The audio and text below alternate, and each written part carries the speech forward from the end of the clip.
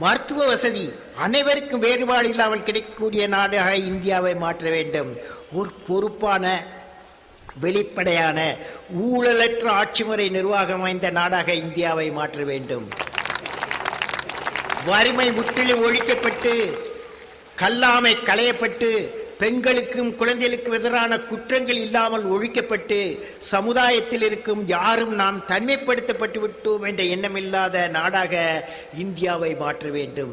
ஒரு இனிமையான, வளமான, பாதுகாப்பு மிகுந்த, அமைதியான, சுகாதாரமான, வளமிக்க வளர்ச்சி பாதையை நோக்கி பீரிநடை போடக்கூடிய நாடாக இந்தியாவை மாற்ற வேண்டும். கடைசியாக, உலகத்திலேயே வாழ்வதற்கு ஏற்ற அருமையான நாடாகவும் வளமான இந்தியாவை நோக்கி வழிநடத்தி செல்லக்கூடிய தலைவர்களை பெற்ற நாடாக இந்தியாவை மாற்ற வேண்டும்.